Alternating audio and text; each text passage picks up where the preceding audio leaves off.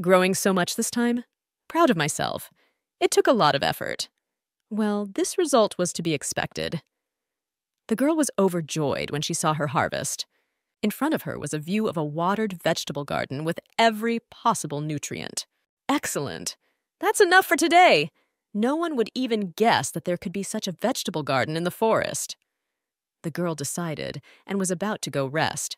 However, she didn't always do it with such enthusiasm. 14 years ago, the mother of the protagonist of this story, the head of the family Juicy, left this world. And according to the law, all the property should have passed to that very girl, the protagonist of this story, as her daughter. But her father, Count Byron, and also the son-in-law of the Juicy family, took away the property of the girl's mother and replaced all the servants in the mansion with his underlings. Ella seems to be in shock at what's happening. I'll send her to a convent so she can come to her senses there.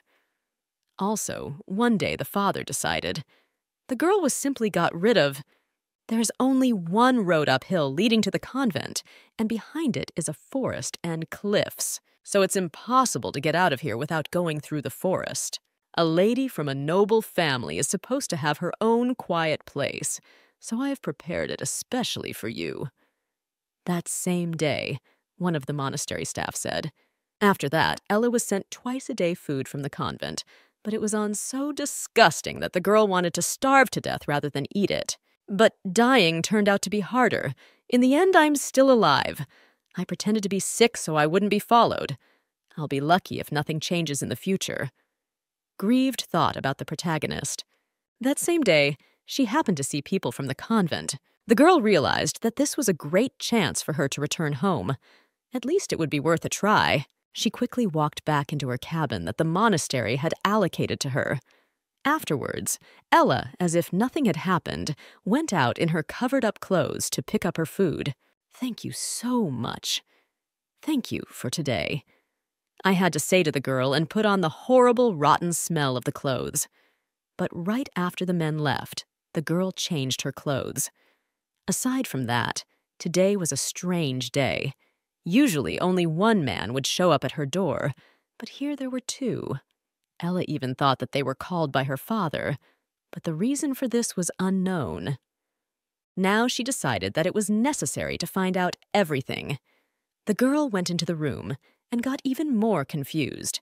Still, Ella decided to take some butter and bread with her. Vegetables, fruits, and meat can be found in the forest, but sugar, flour milk, no, argued the girl to herself. It was then that she heard someone walking straight to her room. Ella guessed that it might be the very monks.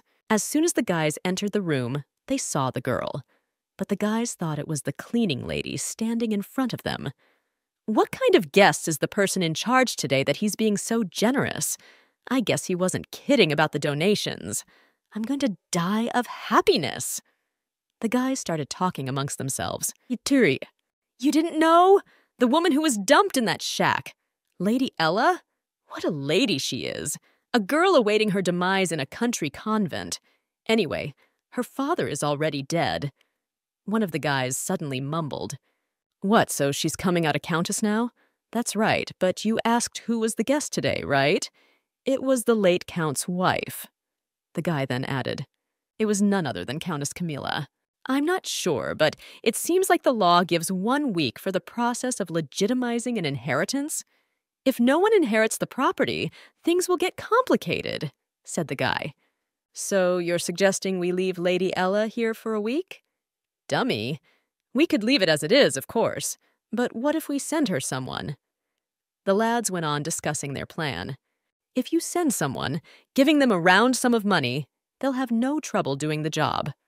Also, said the servant in surprise. What good timing for Ella to be in that room at that moment. After the guys decided to deal with everything here to avoid trouble, the girl ran off in the direction of her house. The realization immediately came to her that they had come to kill her. When Ella was first abandoned here, she cried for 24 hours because of the shock. That's when she noticed that the window had fallen out, so it was cold. How do I fix it? At home, the adults would do it for me. Also, desperately unsure of what she should do, the girl. As time went on and she grew older, Ella came to terms with what was happening. realized that she had been abandoned and there was no one on her side. Every day there was more and more hunger, and even then the girl realized that she could not eat only the food that was given to her in the monastery. So Ella decided to look for some fruit trees. She was so hungry that she couldn't even get through another book. In an abandoned hunter's hut, Ella learned the skills to survive by reading books and the hunter's diary. And then the girl found this marvelous plot of land suitable for farming. The poor girl's joy could not be described in words. "Great! I'll turn this place into beds. I will plant eggplants, beans, potatoes, because I already have black bread in my liver," the girl clearly decided for herself. For, "I've been trying to survive all this time for nothing. I'm not going to die here. They bring me food every other day, and they've already given it away, which means no one will come until tomorrow. We have to leave right now," realized the protagonist. "The only thing I have to take with me is this," Ella thought, and grasped her pendant with her hand. At first, Ella thought of running as far away from here as possible, but she didn't think that would make her situation any better. After all, she would still have to return to the capital one day. When she was a child, little Ella had promised her mother that if she inherited this garden, she would be able to protect it. That was when her mother took off her pendant and put it on her daughter. "Always keep this pendant safe. When things get really bad, put it on and pray while looking at the garden. Then you will surely get help," a woman once said. "Mother, when the one who intended to kill me comes, they will realize that I escaped. Even if I have a one-day head start, I will be caught quickly once they send the people from the monastery after me," realized the protagonist. She thought back to her father's words about not going near the hut until she returned. But Ella decided that she could just run away. That's exactly what the girl decided to do. A few minutes later, she was already running with all her legs.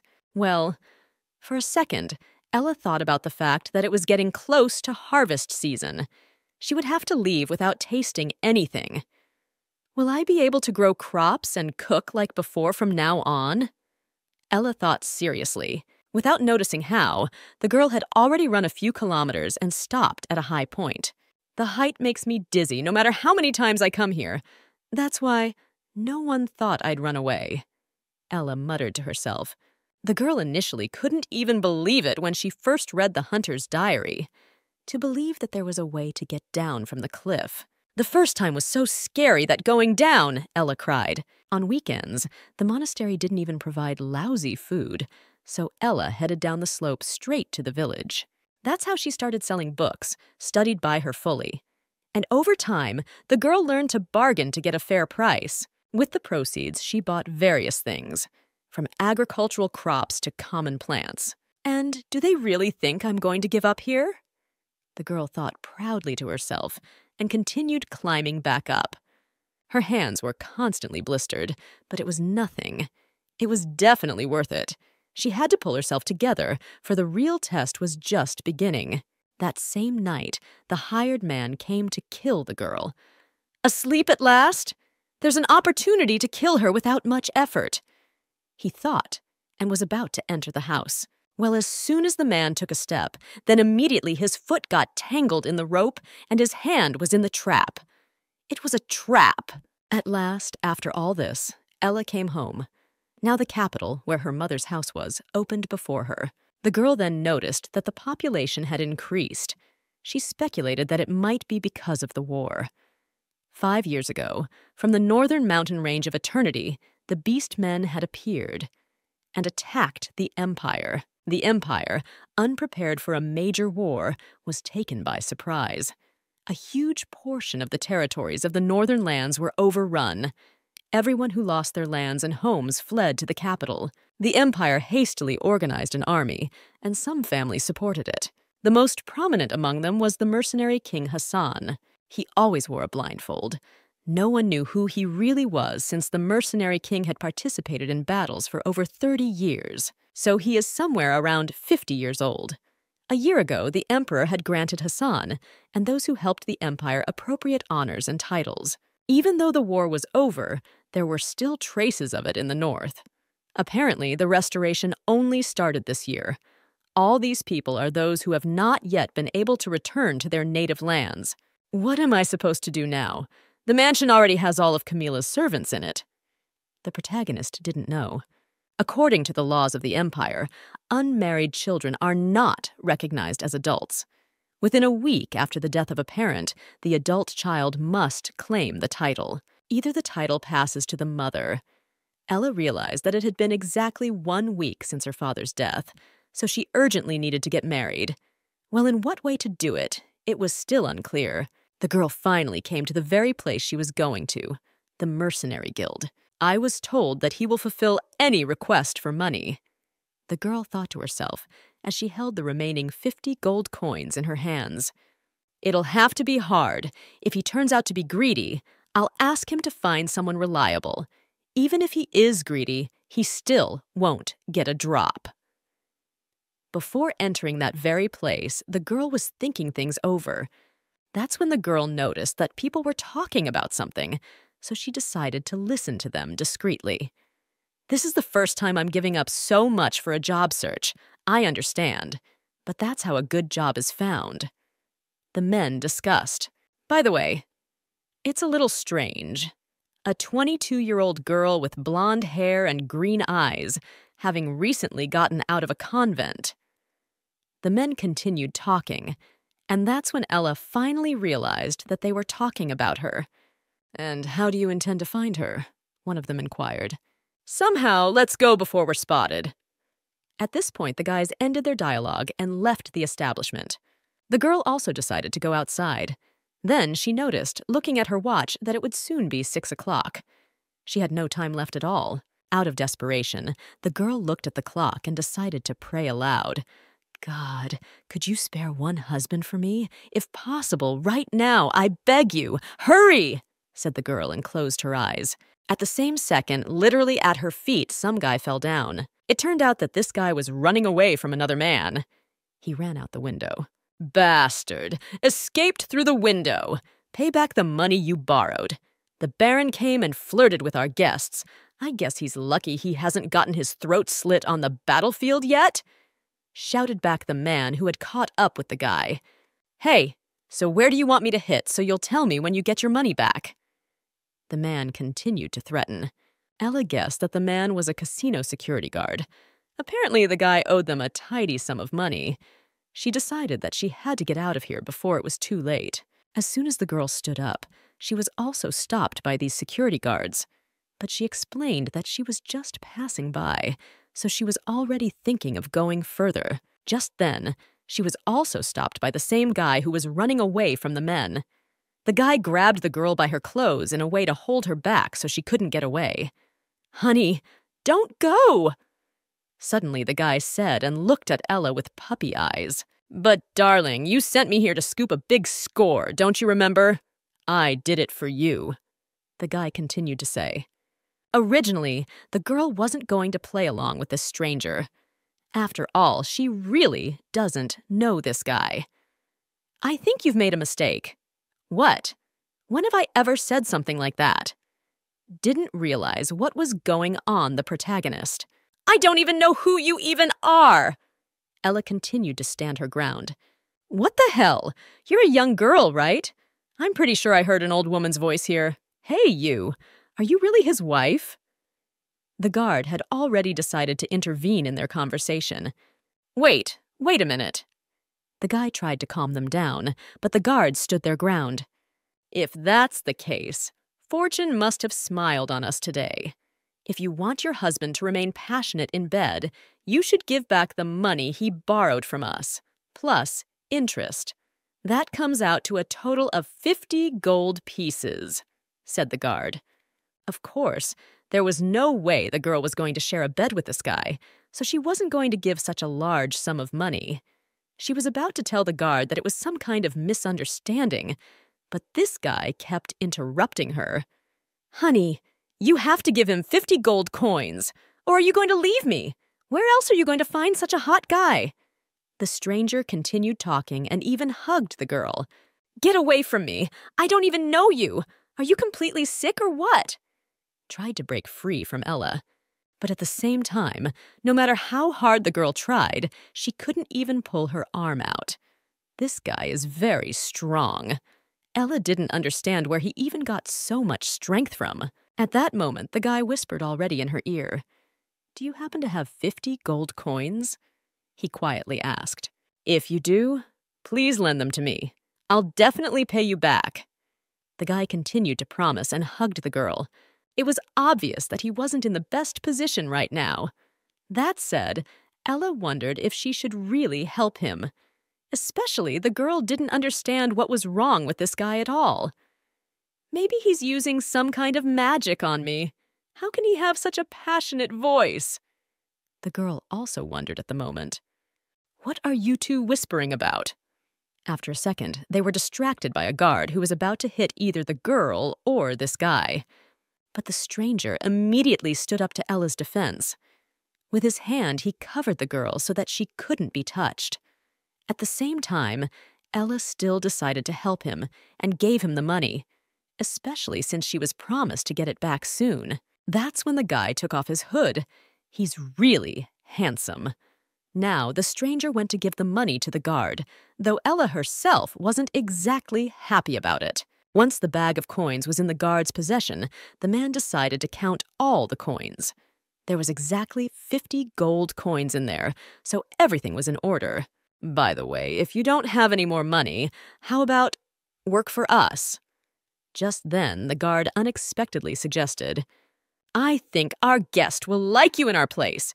With a face like that, you could make a fortune," argued the man's suggestion. The guy really did have a very enchanting and mesmerizing appearance, so he could really make a lot of money just by bringing out his looks, his beauty. But this stranger was really behaving strangely. The guy still refused such a good offer. "Sorry, it won't work out. My heart belongs to only one person." "Right, dear?" said the stranger and kissed Ella's hand. The girl, on the other hand, had absolutely no idea what was even going on right now. What was this guy even talking about now? But it was already time to move on. He gave the money to the guard so he could leave.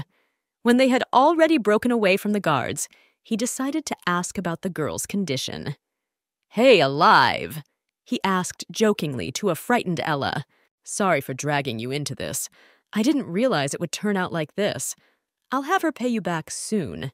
It'll take a little while, but if we go to my place, I'll—" He began to explain himself, but the girl wasn't even as much concerned about her money as she was about the fact that she had absolutely no time left. It was then that the thought crept into her head that this was her chance to commit to a plan. Are you really a nobleman?" The protagonist decided to clarify unexpectedly. "Of course, though I recently became one." With a slight smile, the guy answered her. "That money you stole from me." Then the girl began to narrate. She took him by the scruff of the neck to listen to her more closely. "How about paying it back with your body?" Ella asked unexpectedly. Though, in truth, she had a completely different idea than the first thing one would think of. At this time, Camilla had sprawled out in her chair. The maid noticed this and explained to her mistress that her clothes would get so wrinkled. Camilla herself didn't care at all. "What does it matter now? I won't wear it after the funeral anyway," said the woman. "Forget it. Get me something to drink instead.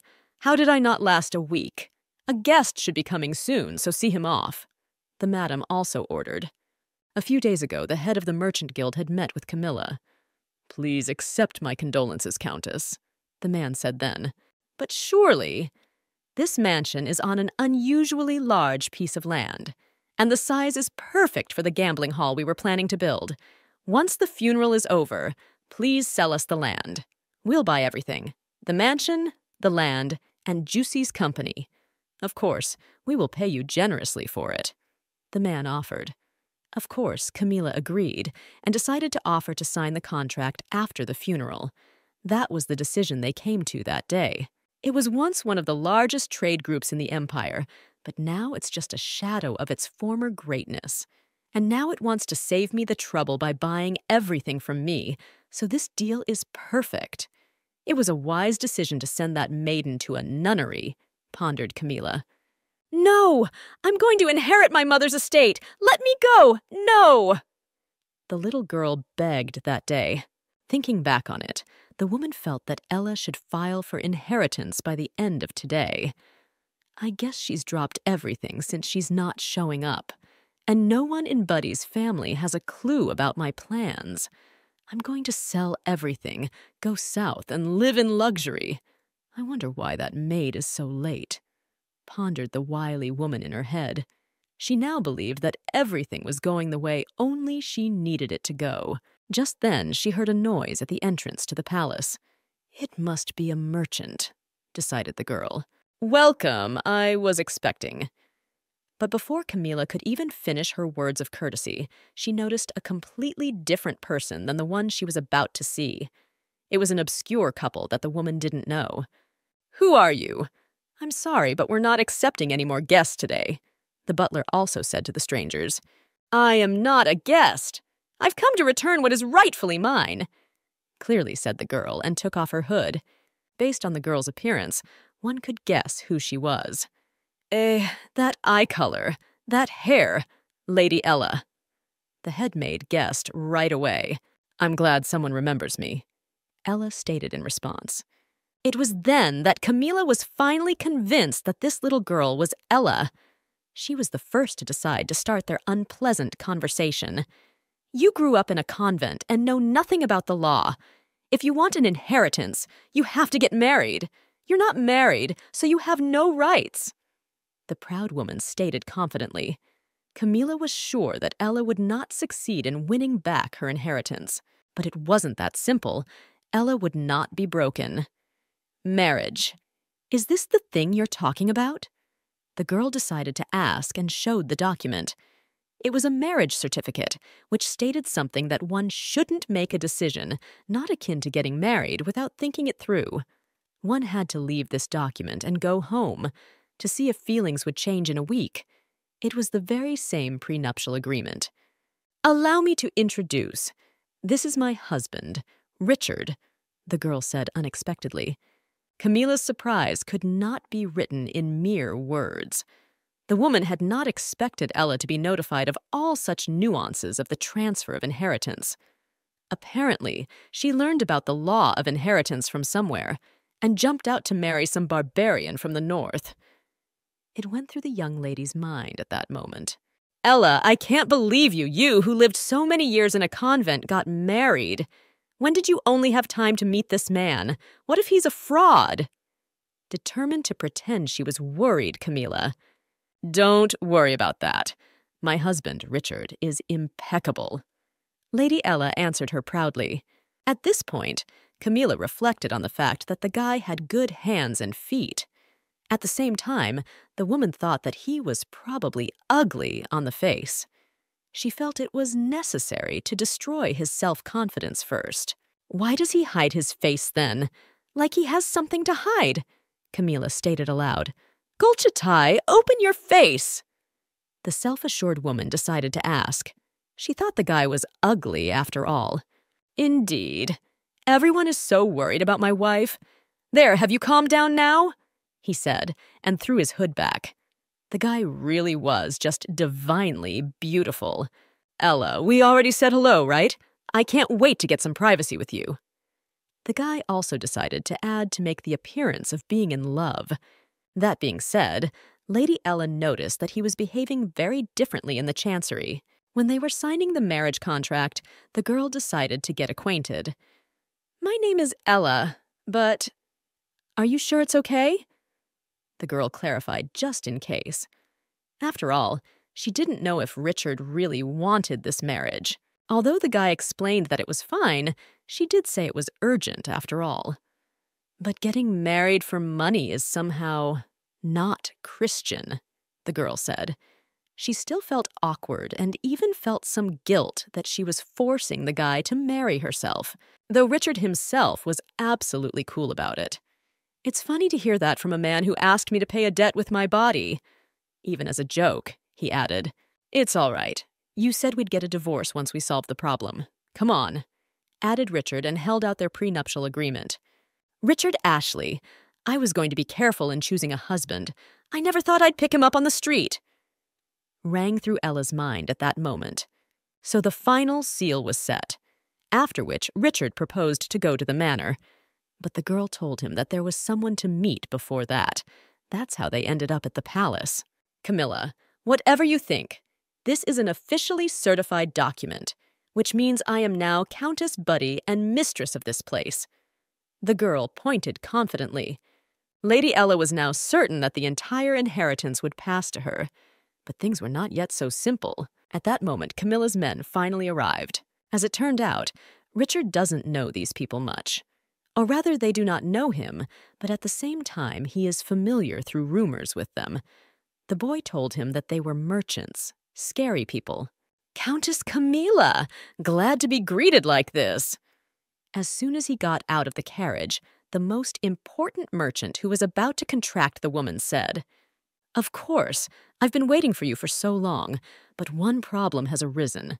Uninvited guests have suddenly shown up," whispered the woman in his ear, and showed with her look that she meant Ella and Richard. It was then that the girl decided to find out who was now standing before her. That was exactly what Ella had asked, to protect herself in the future. "We made an appointment with Countess Camilla for today. This one is the head of the Merchant Guild," said one of the men. "I am Ella Buddy. As of today, I am Countess Buddy." The girl introduced herself. "If Ella had come later, we would have quietly signed the contract," Camille added then. "I see. If only the new mistress had come later."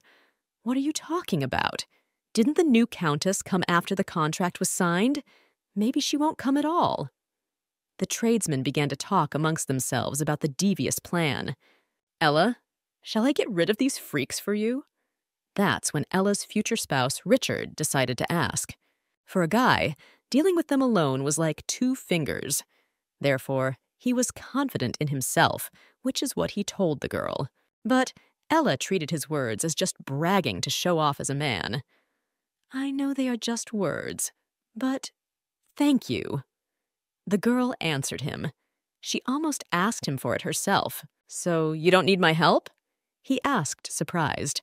But the girl explained that she didn't need any help because it was her problem. "Hey, what are you guys doing? Hurry up and grab those lousy guys!"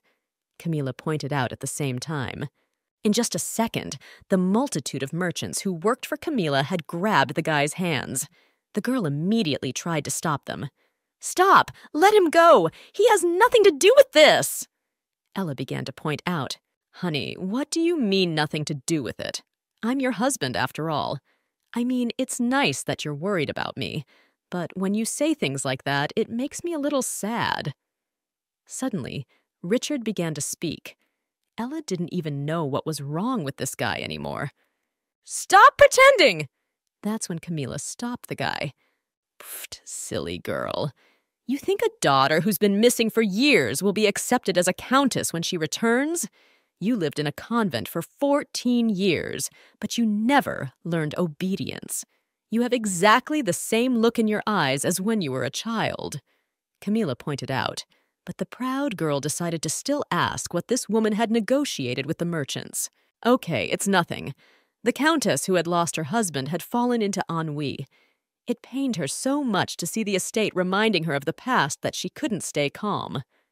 Narrated Camilla. "Your father clung so tightly to the proud title of count that he refused to sell this old estate until his death.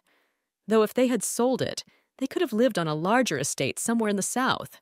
But this nonsense won't go on any longer. My husband is dead, and you're too late," the woman declared stiffly. "When you open your eyes again, you will be able to meet your parents," the woman also added. Well, after all, Ella was not a person who had a weak character. Therefore, the girl was not going to give up so easily. "Do you think I came here without taking this into consideration? I know the position I'm in right now, that no one will take my side," said Ella. And Camilla was actually surprised that there was so much confidence in this girl. It was then that they heard the rumble of hooves. Someone was riding in a carriage. After a few seconds, Camilla recognized who had arrived. "That uniform! People from the Imperial Palace? Let her go right now!" Camilla ordered. The woman knew that if Ella complained about them, there would be trouble. Therefore, the servants did let the girl go. A moment later, Marquis Lex, the imperial family's finance minister, came out of the carriage. "Eh? Everyone is outside," surprised the man aloud. No one understood why Minister Lex was here, what this man was even doing here. "I didn't expect to see pandemonium here. Should I wait?" The man decided to ask. "No, they're all uninvited guests. I was just about to chase them away. Thank you for coming." Ella replied then. The girl was actually very happy to see at least one person who was on her side and could protect her. "It is I who should be thanking you. After all, you promised to donate all your lands and fortunes in the country, including this estate," the man then said suddenly, to which Camilla was greatly surprised. The woman just didn't want to believe it. Things had happened completely differently than she had planned for herself. What? What does that mean? Surprised and angry at the same time, Camilla was surprised and angry. Although the previous earl planted his fortune, he still has a lot of land and precious jewelry and artwork inside the estate, but she's going to give everything to the country, even the manor. Camilla couldn't believe it. In fact, on the way to the capital, Ella had doubts. "We need to figure out how to protect the estate from Camilla," realized the girl.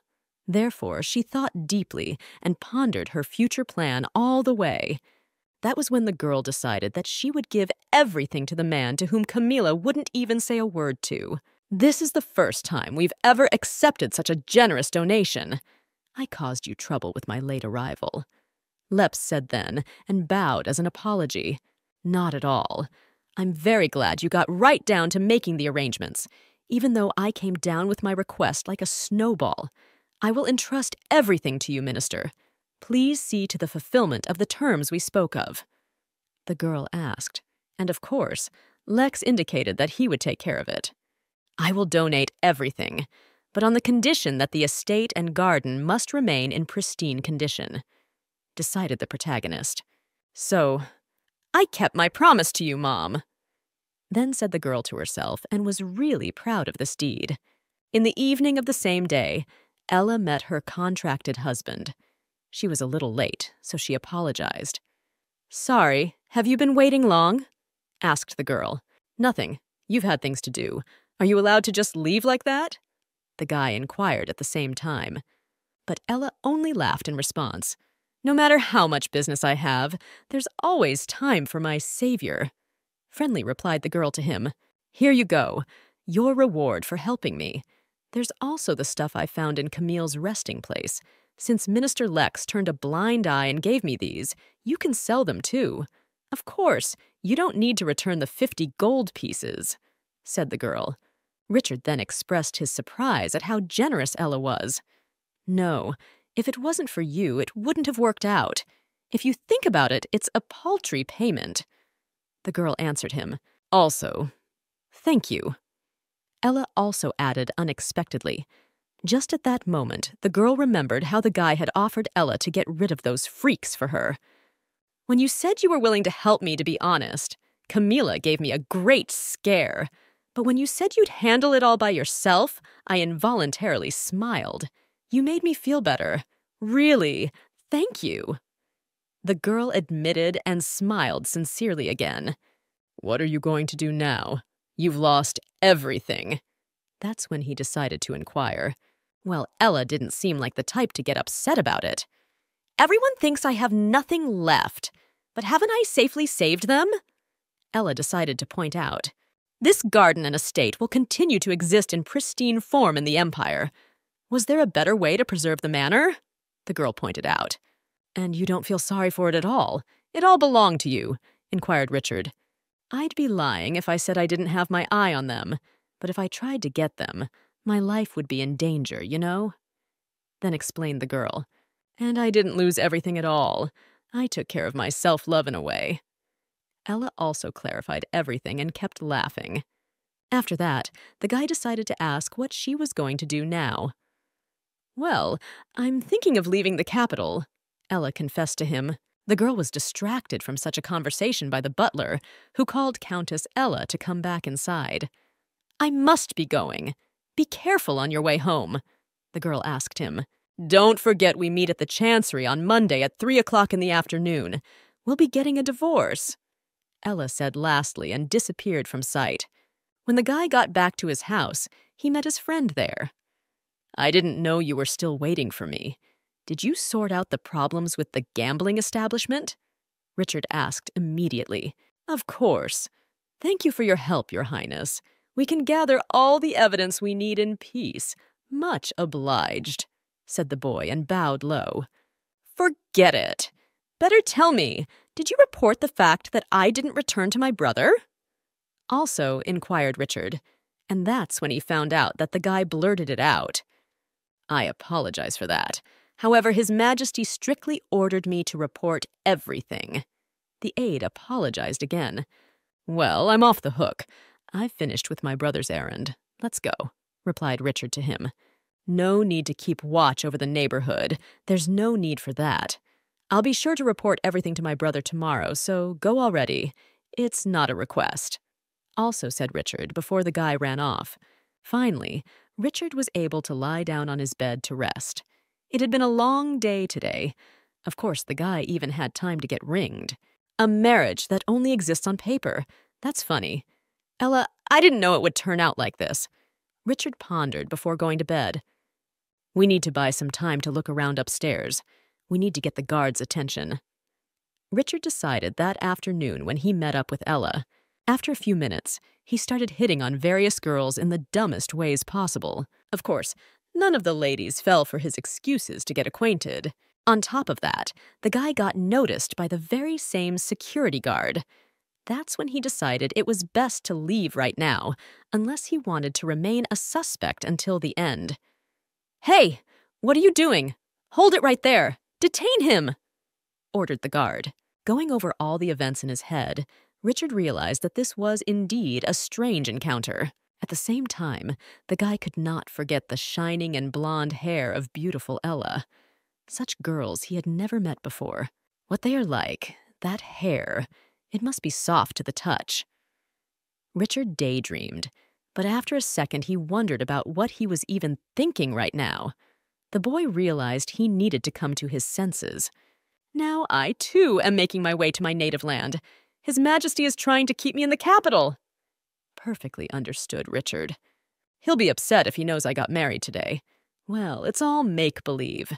If it were real, Ella would be lying in my arms right now, on our wedding night. Also, without noticing it, Richard was thinking. But quite quickly, Richard tried to turn his thoughts in the other direction. What am I thinking about? I'll wash my face and go to bed, decided the guy, in order not to fix his attention on the lady. At this time, the protagonist of this story also couldn't sleep. She too, like the guy, was thinking about marriage. I can't believe I'm married. It's even harder to realize that I'm getting divorced right away. I'm single again. A little frustrated, the girl thought. The girl had been alone since the beginning, ever since she was abandoned in the cabin. At that, Ella recalled her mother's words. When things get really bad, wear this pendant and pray while looking out over the garden. Then help will come. Her mother once said to her, I'm doing fine, Mom, but what am I supposed to do now? Completely unaware of the protagonist. In that very second of her despair, the pendant shone with extraordinary colors. Ella did not even immediately realize what was happening. Until the next day, Richard came to his friend. The guy waited a long time for his acquaintance, so he thought to go to the garden since it was boring. But at the same time, Richard realized that he had better not twitch. Therefore, he remained sitting in place. At the same moment, the guy noticed the picture in front of him. It depicted his mom. Do I really look like her? I'd rather believe that my father gave birth to me. He pondered. Memories took him back to his childhood. Father, what does Mom look like? Like you asked a little boy to his dad as a child. Come to think of it, he had never seen his mom once. She's a wonderful person. She always shines, his daddy told him. His dad looked so happy when he talked about her while he was drawing. Though as a kid, Richard laughed at his goofy smile. One day the boy noticed the flowers, so he asked his dad why his dad bought them. That was also when Richard found out that his mom had passed away. "Richard, your mom is the former Empress Yussi. After Her Majesty dealt with the traitors, she met me and gave birth to you. Then she began to live in seclusion," narrated Father once. "She said to give this to me when I needed help, but you realize you can't go there?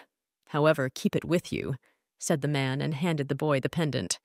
Soon the war unfolded. Hassan was mortally wounded while evacuating the locals from the battlefield, but before he died, the father bequeathed his son one very important thing.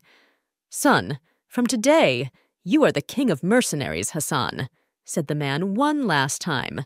The boy led the mercenaries, pretending to be his father, and evacuated the inhabitants. He just wore a helmet, so he pretended to be Hassan. Hassan's death remained only in the hearts of his staff and his son. At the time, Richard thought it would be a good idea to lay low after the war. Back to the present. Finally, Richard waited for the guy he had come to see. "Greetings, Your Majesty." Immediately, Richard said hello. "I told you not to greet me like this," replied the guy to him. But Richard greeted like that just on reflexes. The last battle of the Emperor's army with Suri's men. They gathered all the troops. The Emperor was also there. At first, the Emperor's army was winning. The Emperor's army was cut off when the enemy broke through from the flank. "Suri's men have surrounded the Emperor on all sides. He might die if something goes wrong," one of the knights reported. Hassan's son simply couldn't hear all this, so he immediately rushed to save the situation even though it was extremely dangerous. But when Richard arrived on his horse, His Highness was already half alive. Even though the bandage was torn, it was surprising that the guy immediately noticed that Richard was in front of him. I was recalling our first meeting on the battlefield. You recognized me immediately. Amazing story if you think about it that way. You recognized me before you saw the pendant, prompted Richard in front of His Highness. The Emperor explained that it was all because the late Empress often spoke of the lad. When Richard was born, I went back to the palace. I don't know what he looks like now. It seems that when he was born, he was very similar to his father, told the late Empress to her second son. Well, I would recognize you even if I hadn't heard of you, 100%. Needless to say, members of the imperial family have good intuition, even an animal instinct, I'd say, the Emperor explained. You were also quick to find me in the chaos on the battlefield, weren't you? His non-native brother also chimed in. But you still keep calling me Your Highness! With special emphasis, the boy pointed out. But after all, Richard would never want to call him his brother. A younger brother suddenly appearing before an emperor who has no heirs. That's obviously not good. The narrow group of people who know the truth will see Richard as a potential traitor. I heard you helped a lot with the problem at the gambling house. Thanks to you, things will go easy. But about your marriage. Suddenly, the Emperor brought up this topic of conversation. Richard hadn't figured it out himself yet. Therefore, the guy was a bit nervous at that moment. Still, Richard stated that his marriage could not be bothered. And why not? You're already 26 years old. You're 6 years older than the average age of marriage in our empire. Again, the Emperor started up his shuffle. Just then, the Emperor laid a multitude of books on the table. I've decided to introduce you to all the women of the right age. You won't have time to meet all of them, so open your heart, suggested the guy. Your dating will start from tomorrow, but for now, stay in the imperial palace, the Emperor also said and smiled. Brother, to be honest, I have one girl in mind. Had to confess to Richard at that moment. Richard also added that he hadn't mentioned her once since he learned that even otherwise, the Emperor would have said to immediately bring her here. How hard would it be to meet His Majesty spontaneously like that? Richard also pointed out. When Northerners are determined on a partner, they don't look in the direction of other people until the day they die. I hope you realize that I need to exercise caution in this matter. Absolutely calmly, Richard lied. Then the Emperor decided to inquire about the girl's name. Can't you tell me her name? Or should I keep calling her soulmate? asked the guy. Therefore, Richard had to say that this girl was Lady Ella. Well, of course, the Emperor didn't know who she was at all. Therefore, decided to ask his brother about it. "Okay, and what is she like, your Ella?" asked the boy, just when Richard had answered a lot of questions about the girl's looks and character, and their business negotiations were over. Apparently, it's going to be hard for her to show up at the Imperial Palace like this, so I'll pay her a visit myself. Unexpectedly, the Emperor decided. At this time, Lady Ella herself was already packing her things. Is it too early? It's still hard for me to see an estate that no longer belongs to me, and I'm already done with the paperwork for the donation, thought the girl, looking at her watch. I could use an escort, but I don't want to get caught during the divorce. Also, I trust the people from the estate. Ella also admitted to herself. In the manor, the girl could not even drink water quietly. She was constantly being watched by someone. To be honest, it would be better to postpone the divorce until everything settles down, but Richard will never agree to that. Let's hurry up and get a divorce already, decided the protagonist. But the girl did not have time to rest quietly, as someone came up from behind and pierced her with a needle. In a moment, the girl realized that she was losing knowledge. When Ella opened her eyes, she heard a familiar female voice. "Are you all right?" "You don't seem to be feeling well. You can lean on me," said the woman. Ella immediately recognized that this voice belonged to Camille. "God, pull yourself together, Ella. We're going to have a long conversation, aren't we? The man I sent has lost a leg and 2 fingers," said Camilla, and Ella realized she couldn't even answer her since she couldn't even speak.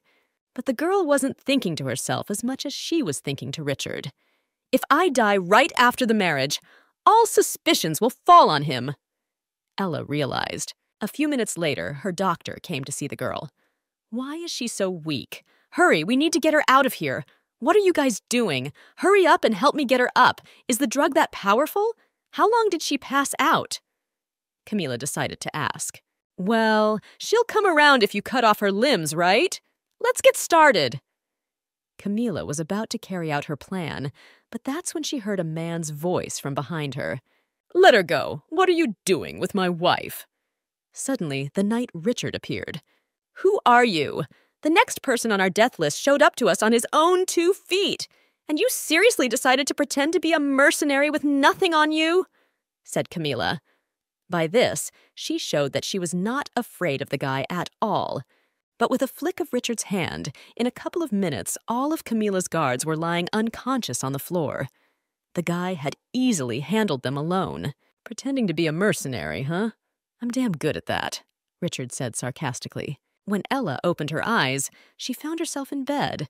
The girl didn't immediately realize where she was at all. After a couple minutes, Richard came into her room. "What are you doing here? And where is this place anyway?" Immediately, the girl asked the question, but the guy asked her to eat first before asking questions. "Here, the antidote was very strong, so you should definitely eat. The doctor said you may continue to feel dizzy until I'm completely neutralized," the man explained. "You mentioned that and just got dizzy, yes. And what about Camilla? And with those mercenaries?" Immediately, the girl remembered. "You're at the inn I'm staying at now. When you arrived at the agreed place, I saw you being dragged into the back alley," narrated Richard. That's when he rescued the girl from the bad people and picked her up to carry her to the hospital. He saw the girl being dragged into a back alley and told the guards everything. They came to rescue her, and Camilla was detained along with her mercenaries on suspicion of kidnapping. Apparently, they had time to fight in the meantime, so they started fighting amongst themselves. It was a mess, said the man, and laughed at the ridiculousness of the situation. Richard also said that Camilla was eventually poisoned by her own mercenaries. After all this story, Ella decided to thank her savior. "That's what a husband is supposed to do, isn't it? All right, this way everything will get cold. Eat quickly," said Richard and smiled. A few minutes later, the plates were completely empty. The food was so delicious that the girl ate it very quickly. "So what are you going to do now? Let Camilla go to jail, but you have plenty of other rowdy relatives as well?" "Then I'll ask the man a question. According to the laws of the empire, you can revoke the decision to transfer property to the state within a year. So the girl really thought of going somewhere far away from the capital. Then the guy asked if she had money for all this. There's enough for that. Something I managed to steal before the people from the Ministry of Finance came to check the house. Though I think they were willing to turn a blind eye to it themselves, explained the girl. And all the more so because there was something else. That magical pendant. It was that pendant, after all, that pointed to the painting, which had a special note in it. When the girl opened the note, she realized it was the passwords to the bank vaults. In addition, there were as many as 5 passwords. That's when the girl remembered the words of her dead mother. Ella, daughter, using this money, if something unexpected happens, I'm sorry I can't leave you more. Her mother once said to her as a child, this money would be enough to buy a nice house in a major city and not deny herself anything for the rest of her life. Therefore, Ella thought that she only needed to last a year. At the same time, the girl did not yet know where they would go. No particular place did not come into her head, but she would like to go as far away as possible. Then the guy decided to offer her to go to his homeland. He said that it was deserted there, and in general it was a good place. At the same time, Richard thought that the girl would in any case refuse. What was his surprise when Ella sincerely, with glowing eyes, began to ask what his homeland was like. I come from a small village in the north, quite tiny, about 100 families. Told Richard, but the girl realized that was just what was needed. The further into the wilderness, the easier it would be to avoid the attention of relatives. Also, the land there is very fertile. Anything planted grows. When the wheat ripens, the fields are colored bright gold, and in the surrounding river the guys always liked to fish. The man also added, it was evident from him that the boy really loves his native land very much. The more he talks about it, the more I'm starting to like this place. Besides, the northern regions have only been part of the empire for a few years, so these lands are called barbaric, and the aristocrats don't show their noses there. The protagonist thought to herself, why are you being so nice to me? Still, the girl thought in a moment and decided to ask her contracted husband directly. First you agreed to a sham marriage. Then you could have left me alone in the hospital, but you decided to stay and look after me. And now you're also offering to go to your homeland so I can take refuge there. The girl remarked aloud, you don't act like this with every girl you meet, do you? We'll arrive and you'll have a bunch of girls there. Ella decided to speak up then. She really thought there was some kind of trick in the guy. But of course, there was nothing of the sort. No, you don't. I actually have a favor to ask of you, the guy explained. Ella, would you like to be my companion? The man asked unexpectedly. Companion is also what the people of the North call those they marry. For them, marriage is a sacred union sealed before the god. So once they become companions, they can no longer part, and they do not enter into other relationships even after the death of their partner. This was something the girl had read about once in a book when she was a child. Why, it sounds quite romantic. That's why there are quite a few people to whom only a love relationship turns out to be enough, just as there are those who do not call their partner a companion, even though they have common children with him, thought the little girl at that moment. But the guy still decided to clarify one very important point. Wait, I asked you if you wanted to pretend to be my companion, not about whether you would become one for real, he explained. I had to tell the guy that he didn't really want to get married at all, but his older brother from another father had demanded that a man find a wife. So Richard lied to the emperor that he had already found a companion, and then also told him Ella's name. On top of that, Richard also told him what his girlfriend looked like. I'm sorry. It's just that my brother is an extremely persistent person. He would look at the document, but I'll say it was a mistake. Already thought to say the guy, but the girl also stopped him.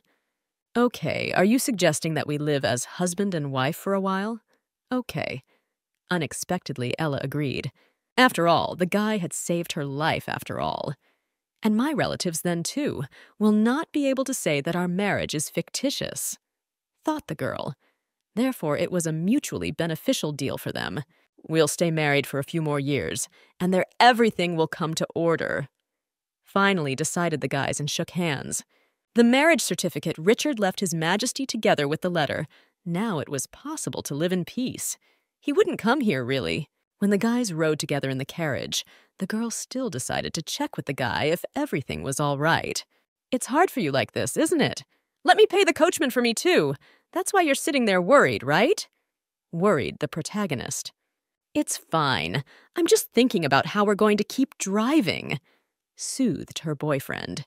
It seems that after their first meeting, the man was firmly imprinted in her eyes as a poor mercenary.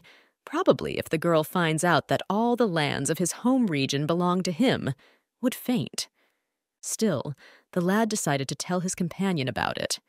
I was given them so that I can live peacefully in my homeland with my companions when I get bored with the wars, and the role of king of mercenaries, it's a real breadbasket. So in just a few years, I think it will be possible to collect a considerable sum on tax revenues. The man explained, though His Majesty had given him so much already. Still, Richard thought he shouldn't tell the girl all of this just yet, but it had been a long time since anyone had been so worried about him. Finally, after a while, they arrived. Are you all right? Here, have some water. You looked so mesmerized out the window when we were driving, the man remarked. It's not like I didn't have time to relax in the capital, so I was able to enjoy the views in the carriage for the first time, explained the girl. It's all thanks to you. Thank you! The girl thanked him sincerely. Just then, a man met them. Welcome to the roadside inn, said the kind employee. The girl explained that they were here for 24 hours, with dinner and breakfast. And when the man asked if they would be put in the same room, Richard decided to go for it. Of course, the girl did not like it at once, so she tried to dissuade the guy, but no one listened to her opinion as the guy pushed the girl into the room. When the guys went into their room, they saw a single bed there. Ella was really scared for her safety. She even took the candle she had on hand to defend herself. You men are all solid cables, said Ella, and waved the candle as she thought Richard was about to start hitting on her. Wait, I'll explain everything, tried to calm her down the guy. In fact, there really wasn't anything wrong with his intentions to live in a single room. Quite the opposite. Richard explained that there was a man sitting in the main hall with a tattoo of a spider on his shoulder. These are the kind of tattoos that professional thieves get, so if they had gotten themselves separate rooms, he would have robbed the girl's room at night. Immediately after the guy explained this, Ella silently turned around. Did I scare her too much? All the mercenaries she's come across either wanted to kill her or rob her. Still, I hope she doesn't dislike them that much, thought the guy at that moment. Hassan's mercenary king was showered with thanks, but not Richard. Slaves of money, scum of the empire, uncivilized northern barbarians. It didn't hurt the lad, but it annoyed him quite a bit at times. Is there anything else besides spiders? I mean the mercenary tattoos. Just on the way I managed to spot a dragon and a lion. Do those tattoos mean something too? A curious girl suddenly inquired. Ella, aren't you intimidated by mercenaries? The boy asked, surprised. Well, a little, of course. They scare me. But you're a mercenary too, aren't you? Especially since the Empire was only able to win the war because of mercenaries and their king. But what makes you think I should be afraid of them? All right, better tell me. What's up with the other tattoos? Come on, tell me soon, said the girl and laughed. The guy really didn't expect her to guess about his work. After a while, Ella finally fell asleep. The girl is not afraid of anything at all. Although earlier she said that she could not sleep in such a terrible bed, so Richard had to lie down first. In order not to embarrass the girl too much, the guy decided to lie on the bed, but away from her. It turns out that this is their first night, but they are in absolutely no position to spend it any other way. After a few minutes, the girl turned around so that she was lying right on top of the guy's body. Richard immediately pushed the girl away slightly as he didn't want that kind of physical closeness. Well, then he heard the girl calling for her mom in her sleep, so he felt sorry for Ella. Okay, we'll definitely take separate rooms next time. Otherwise, I just won't be able to get a good night's sleep. Accepted the guy.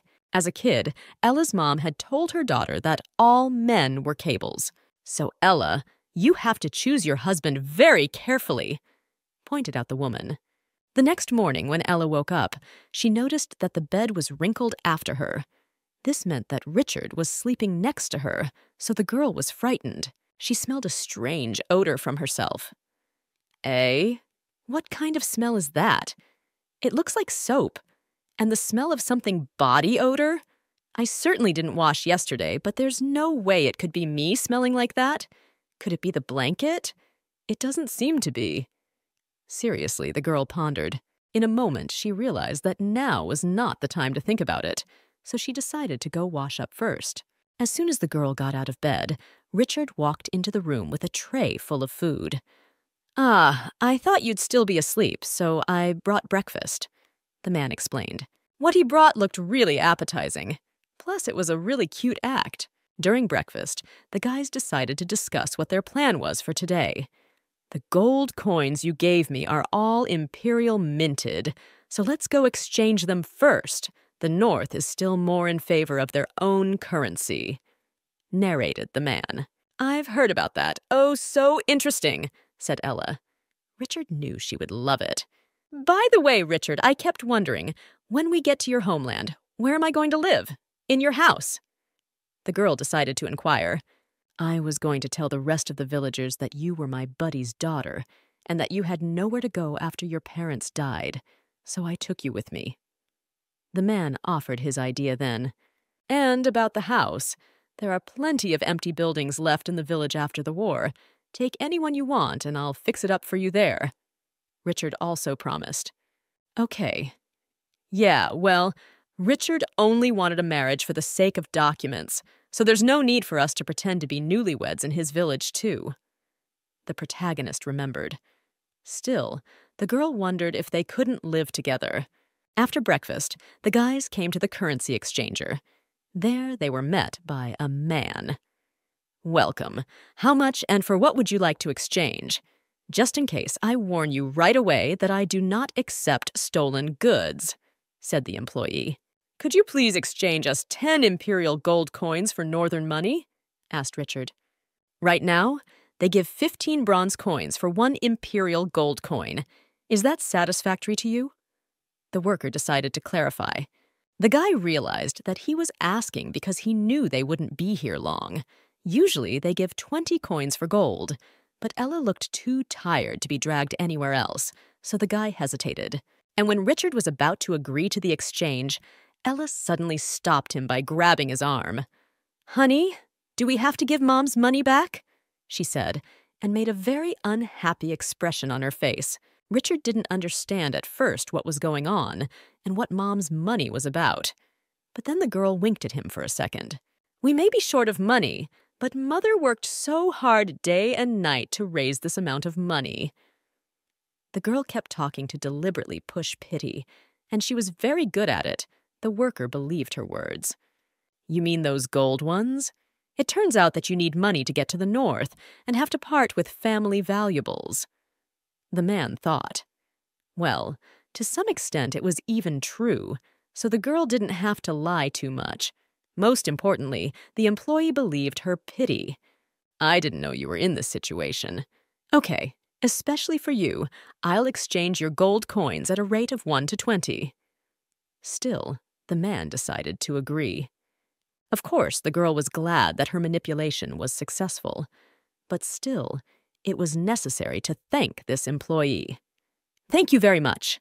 Now that you have changed our money, I will buy white daffodils and pray for you. They were my late mother's favorite flowers," the girl added, and this further affected pity for her on the part of the man. "Wow, my mother was also very fond of white daffodils in her lifetime. I guess it's fate. I'll exchange your money at a better rate. And here, since this is your family heirloom, take 2 gold ones for yourself." The kind man decided to offer an alternative option. Most importantly, Richard and Ella now had a nice round sum on them. As soon as the guys left this money exchange point, the guy expressed his admiration and surprise aloud about the girl's strategy. Every day he recognized her from new sides, but this time she surprised him to the utmost. How did you do that? To get as much as 200 coins in local currency for 8 gold pieces, wow! Really surprised Richard. That man himself gave you a completely incomprehensible price first, didn't he? Then swept up the maiden. Richard wondered how she even knew that, which he decided to ask the lady personally. When he said he'd give 15 coins, you hesitated a bit, so I thought you'd bargain, but you didn't for some reason. The girl explained her observations. Then Ella also explained that she realized in a moment that she would have to take matters into her own hands. Therefore, after just a second, the girl seriously began to think about the next plan. Inside, I saw a vase of daffodils, and next to it lay a letter, the envelope of which listed my mother as the recipient. The shopkeeper must think a lot of her, I thought at the time, but if she were alive, he would just send her the letter, not keep it on his shelf. So I decided to try and tell that sob story. The girl explained her train of thought. She really knew how to think logically at the right moment, so coming up with such a theory and coming up with a new plan to stay in the most favorable financial position was not a big deal for the girl. That said, Richard was still extremely surprised that Ella had thought of such a thing at all. And how did you manage to come up with all this? The boy expressed his admiration. What's there to think about? I remember when my mother used to tell me, Ella, a bargainer will never sell you anything at a loss. If someone says otherwise, it's a lie. When haggling, you have to put your whole self into it. Told and shared a piece of advice from her mother by a young girl. Great. Then we're done with the currency exchange. Where to now? Shall we buy everything we need? Asked the girl, and after this phrase they immediately went to the stores. Well, how to say all the necessary. After a few minutes, the girl stood in a clothing store, choosing a new accessory for her shoes. Ella is a typical aristocratic fashionista who likes to pick up different clothes to her new image, especially since she has missed shopping so much lately. After all, she's been locked up all alone in the tower for so many years. What fashion could even talk about? Therefore, as soon as the girl saw the first clothing store, she immediately ran there to buy up everything in her path. Even so, Ella objectively evaluated all the costs of clothes, so she was afraid that she chose too much for herself this time, about which she told the guy. Richard himself perfectly understood the girl's situation, so he did not want to limit her in her choice of clothes. Ah, what are you doing? You have nothing else, and the north is much colder than where you lived before, so we need to get you something warmer. All in all, everything you're wearing looks insanely good on you, said the guy, and conversely insistently started suggesting even more outerwear. If I had come here alone, I probably wouldn't have picked out anything normal, I guess. Thanks, Richard. The girl admitted to him at that moment. Now at last, Ella could finally pick out all the things she had wanted out of clothes for so long. Upon returning home, the boys stashed the clothes in their bags. The girl was even afraid that they bought too much, so the backpack looked massive. But the guy explained that it was the opposite of good. That's as much as you need. Don't worry, I'll carry it myself, he said. It's okay. Even if it's heavy for me, a bag like this I can easily carry, promised the man before they set off on the road. Looking at him, Ella was actually glad to be socializing with such a person. After all, she had originally thought that he would make a weak mercenary, and he was really okay. Now the guys went to the food market. Ella's happiness had no limit. The girl's eyes were scattered because of the assortment. Wow! For the first time I see so many sprouts in one place! The girl was surprised by even the simplest things. She did behave a little wildly, but it was understandable, because earlier Ella could not afford to calmly go shopping in search of what to cook for dinner today from the huge assortment. When she had been at the convent, she had secretly grown some vegetables in her garden. She always felt sorry that she couldn't plant more different plants. Even with a cookbook, everything could not be cooked then, and there was no stove in the hut. It's decided. When we get to Richard's, I'll have my own vegetable garden. The girl decided for herself. At first, she thought only of the fact that she had to escape from the capital for a year, but now she felt that nothing else held her back, that no one was watching her, the village would be safe, everything would be enough. She could do what she wanted. This freedom really made the girl very happy. Now Ella would finally be completely free. At that moment, the girl felt as if the most important dream of her life was finally beginning to come true, and so there was only a little bit left on the way to the village. Richard's home village, Elle, was just over the next hill. Isn't that paradise in the old language? It's a beautiful name. Richard, tell me more about your homeland. The girl decided to ask him then. More? That's all I've been telling you all the way. The guy was pleasantly surprised. In fact, he was embarrassed and pleased at the same time from the fact that the girl was constantly asking about his homeland, especially since it was obvious that she had a genuine interest in all of this. It's just that I'm so excited. Pretty soon we'll be arriving to a place where I have a lot more time to live, explained the protagonist. Although it's probably not a good idea to get too attached to this place. We'll have to leave in a year anyway. Also, realized the girl. She constantly changes her place of residence. Most often, it is not voluntary. Therefore, Ella had already learned to live in different places so as not to be attached to a certain place. There was no need to be attached to a place, even if it turned out to be perfect for her, so the girl had already thought about this issue in advance. Still, there was a lot of things she wanted to do. To choose a cozy house, to lay out a garden nearby, to have breakfast with freshly baked bread, vegetables, and fruits. I'd also like to dine with the locals at the village inn. These were the simple wishes Ella wanted to fulfill. She just dreamed of such a simple, carefree life. And now the girl realized that she could do anything. It's only worth it to be in this beautiful village that Richard talked about, the girl decided. And so, at last, they came to that very place. Well, as soon as the girl looked around, she saw something completely different from what she expected.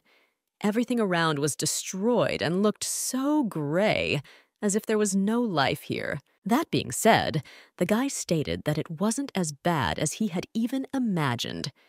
Richard was afraid that absolutely nothing would be left of the village. The war had swept through the surrounding lands. Therefore, it was expected that there would only be houses destroyed to shreds. So, you knew all along that you were in this state? The girl asked in surprise, and the guy with a completely calm face confirmed it. It was only after a few minutes that he realized that he had been hiding something equally important from the girl. Oh, I liked it so much that Ella was interested in my home village that I only told her about how it looked like in my childhood. Only after a while, then, did the lad realize. When I lived under the name of Hassan, I didn't tell anyone about my homeland. That's why I got too caught up in memories now. The boy muttered to himself. Without realizing it, he was telling the girl about his village when it looked good enough. When there was no war and there wasn't all this devastation. What a fool I was. How could I get so carried away? I was only thinking about my own future, and Ella probably won't want to live here now, even if only temporarily. The man thought. He was not going to judge the girl, and if she really wanted to leave here, the man would even help her to find a place to stay, which he informed her about. But in response, she said something completely different from what the guy expected. The girl decided to apologize. I'm sorry. It must be even more painful for you that this happened to your homeland. Ella started to say. It was evident that the girl was completely open in her words and repentant at the same time. Even though my expectations were shattered, you can't complain now to a man whose village was completely destroyed. What despair Richard must have been in.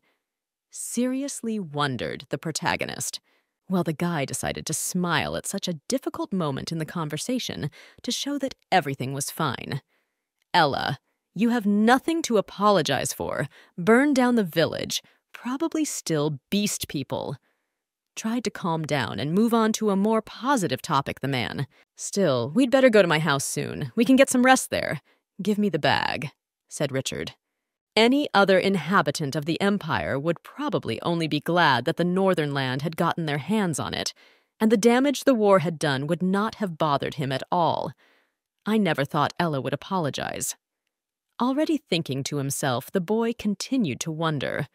In a few minutes, the boys had already approached Richard's very house. "Why, I think if you work on it a little bit, it will quickly get back to its former appearance," said the girl to praise the house from the outside. It had survived the war, but still looked good enough. They didn't look at the house for long, though, as some male voice pulled the guys away from it. "Hey, you! How dare you hang around in someone else's neighborhood? Who's that?" said a guy who ran out from around the corner. In a second, Richard had already calmed the guy down with a body blow. Of course, the men knew each other, as this guy had served as a knight under Richard. But the man himself didn't want his wife to know that, which was why he hit the man. "If you call me Commander, I'll kill you, Kia. Address me Richard Ord. Understand?" threatened the guy. Kia then sincerely inquired about the girl next to him who was currently outside his house. "The daughter of an acquaintance of mine. She had nowhere to go, so I sheltered her," narrated his captain. It was then that Richard noticed that the guy was looking at his companion strangely. "Hey, what's that look you're giving me?" That's what the man decided to ask. "This is the first time you're bringing a girl with you, isn't it? But she's of imperial blood, right? That's the kind you like, huh?" Kia began to tease him. At this time, Ella only silently watched from behind as the guys jokingly fought amongst themselves. "You can't hear what they're talking about from here, but it seems like this person is a close friend of Richard's," thought the girl. "Okay, now go and tell the others. Don't let them call me Commander anymore. I'm Richard now, okay?" The captain continued the conversation along with his knight. Richard had to secure himself in not revealing his identity to the lady. "Well, you can't spend your whole life hiding like that, can you?" Kia then quipped. But Richard explained that this girl would only live here for a year and then leave, though she might leave even sooner than that. "So stop talking and let's get going already," his boss said lastly, and they said their goodbyes. After that, Richard advised the girl to go look around the house, and he headed to his knights. As soon as he walked in, his employees greeted their captain cheerfully. "What morons! I told you not to call him Commander!"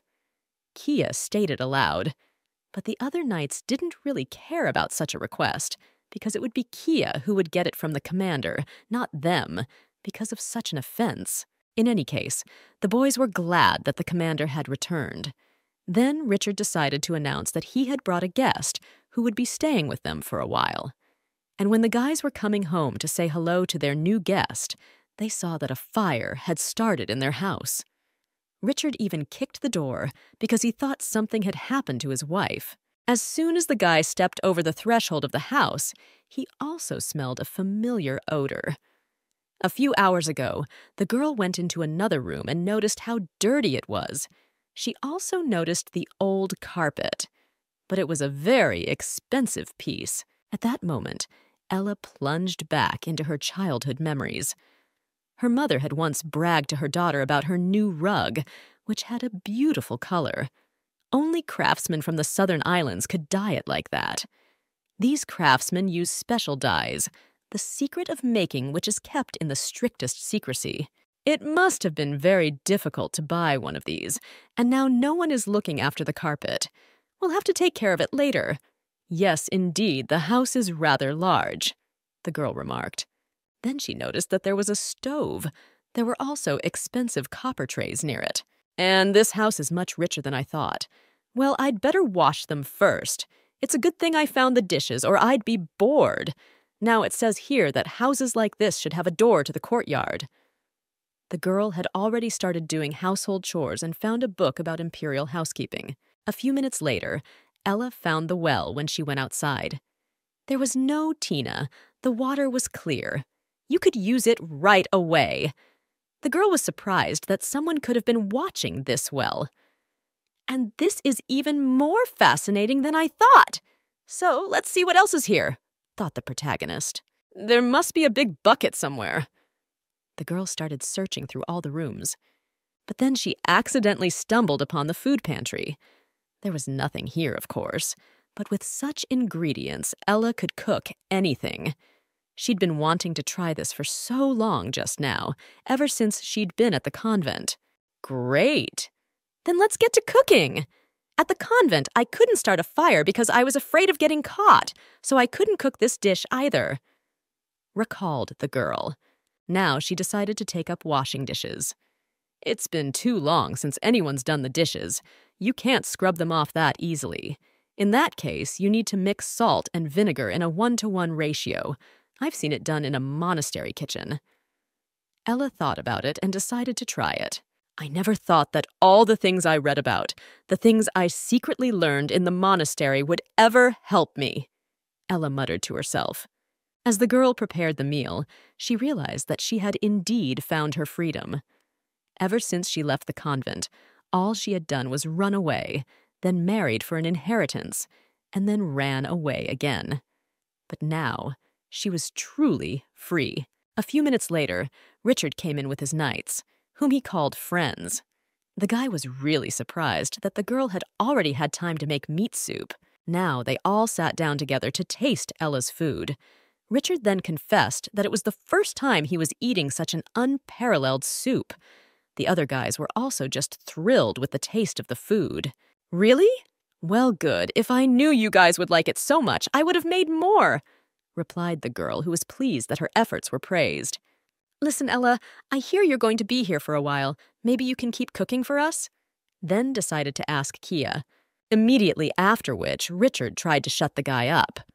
Don't bullshit. How is Ella going to cook for you all every time?